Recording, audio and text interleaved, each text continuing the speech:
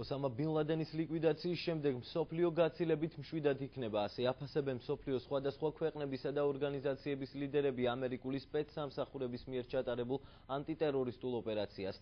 სპეცოპერაცია პირად კონტროლზე ყავდა აყვანილი ბარაკ ობამას და პენტაგონის ხელმძღვანელობას.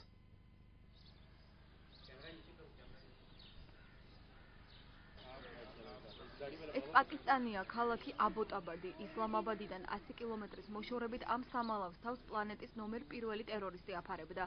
ბინ ლადენის 12 წლის მეზობელს ალ-ქაედას ლიდერი თვალით აქ არასდროს უნახავს, თუმცა ტერორისტის ცხოვრების შესახებ საინტერესო დეტალებს ყვება.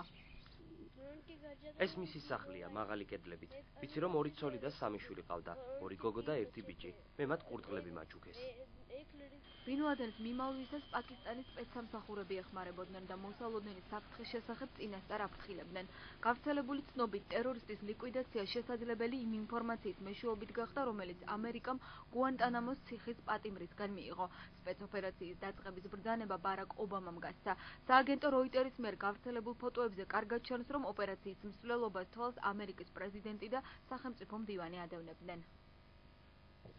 ოსამა ბინ ლადენის ლიკვიდირების შემდეგ მსოფლიო უფრო დაცული გახდა. განცხადება ამის შესახებ შეერთებული შტატების პრეზიდენტმა თეთრ სახლში შეკრებილ მოსახლეობასთან მიმართვისას გააკეთა. ბარაკ ობამამ სპეცოპერაციის წარმატებასა და მნიშვნელობაზე ისაუბრა და ხაზგასმით აღნიშნა, რომ ამერიკას დიდი დღე დაუდგა, რადგანაც სამართალი აღსრულდა. ჰილარი კლინტონმა სპეცოპერაციის წარმატებაში პაკისტანის სადაზვერვო სამსახურის როლს გაუსვა ხაზი.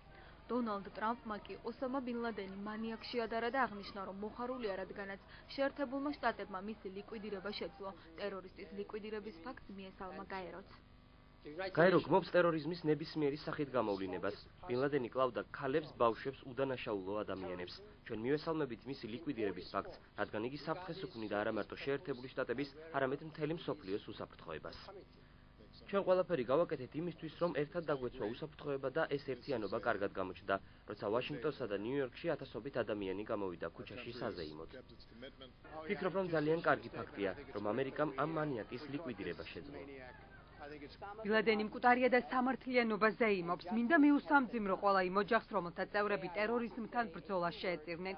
მინდა ყურადღება გავამახვილო სპეცოპერაციაზეც. მასში ამერიკელ და პაკისტანელ სამხედროებთან ერთად მოსახლეობაც იყო ჩართული. საზოგადოება საკუთარ უსაფრთხოებას იცავდა და ძალადობის წინააღმდეგ იბრძოდა, რამაც გაამართლა.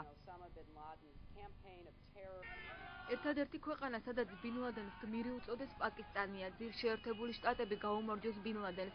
ამ ლოზუნგებით ქალაქ ქვეტაში პაკისტანელებმა ტერორისტის ლიკვიდირება გააპროტესტეს.